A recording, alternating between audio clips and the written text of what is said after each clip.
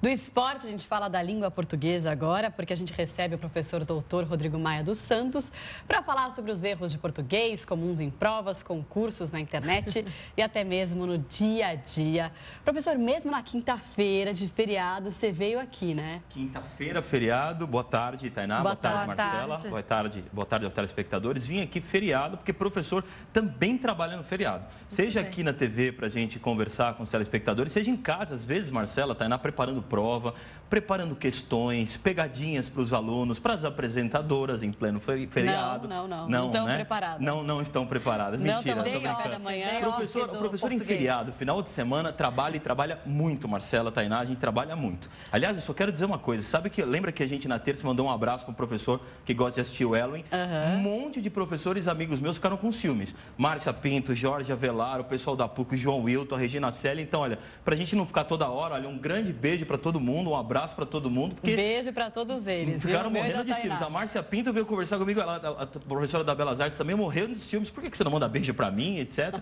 Eu acho legal porque o pessoal está assistindo, né? Isso que é mais importante. Audiência em alta. E aí, o que temos hoje de pegadinhas? Vamos conjugar verbos. Tainá e Marcela, atenção agora, vou fazer uma pergunta maravilhosa. Por exemplo, verbo colorir, verbo pular, verbo polir, verbo extorquir. Vamos começar.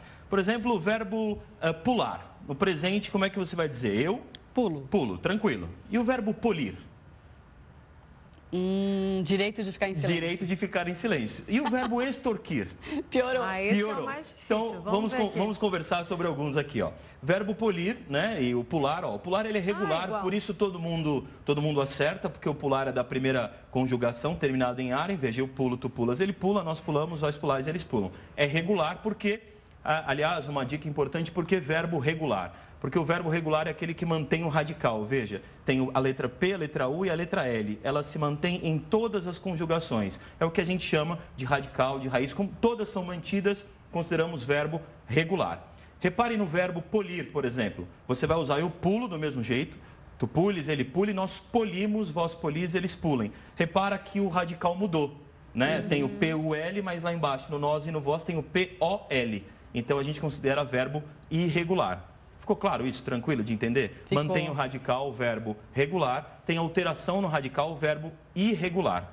Tranquilo? Certo. E aí tem esse verbo colorir, que óbvio na primeira pessoa não tem, que é o que a gente chama de verbo defectivo. Ou seja, verbo que tem defeito. Então, o verbo colorir, por exemplo, como é que fica no presente? Não tem eu coloro, né? Não tem. Simplesmente você coloca, eu coloco cores, eu pinto a cores, né?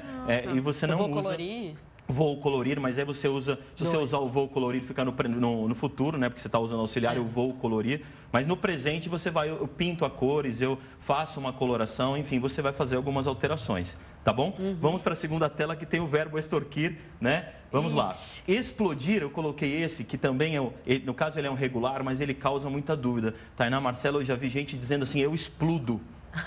Não. Já vi bastante. Eu já vi, inclusive, escrevendo nas mídias sociais, como vocês sempre falam, a gente comentar dos erros das mídias sociais, eu explodo com U. E o correto é eu explodo. O verbo explodir, ele é regular, veja que ele mantém o radical. Tudo bem? O verbo ir é um que eu uso sempre em sala de aula. E todo mundo aqui já está escrito, né? Mas todo mundo erra, porque a gente começa, eu vou, tu vais, ele vai, nós vamos, vós, e ninguém lembra do ides. Né? Eu imagino quantas vezes a Tainá disse para toda a equipe, vós ides hoje ao mercado. É sempre. Mas sempre, né, Tainá?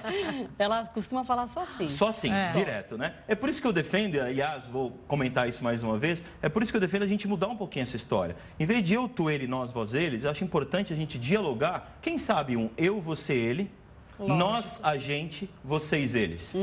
Primeiro que a gente tem que ensinar as pessoas a conjugarem com a gente, que hoje... É um pronome, né? Escrito separadamente, que todo mundo usa. A gente usa o tempo todo. Então, ele tinha que estar aqui para os alunos aprenderem. Né? É uma defesa que eu faço. E é mais coloquial, né? É mais coloquial. Na fala, por exemplo, eu reparo muitas pessoas falando, mesmo professores, advogados, médicos, em situações formais, a maioria das pessoas usa o agente. Dificilmente usa o nós. Não é que não usa, mas assim, a maioria de uso é do agente. Então, por que não coloca na conjugação e a gente ensina corretamente as crianças na escola, os adolescentes, a conjugarem o agente? Veja, em Portugal, não sei se vocês conhecem Portugal, se já foram, lá eles usam agente fomos. A gente fizemos, a gente dissemos. Se a gente falar isso aqui no Brasil, a gente fomos, nossa, é um absurdo. É um erro crasso. Então, a gente tem que se acostumar. E o verbo extorquir, assim como colorir, é verbo defectivo, ou seja, ele tem um defeito, ou seja, não tem a primeira pessoa. Então, você não vai usar o extorquir, você troca por um sinônimo, e aí você tem o restante da conjugação do verbo.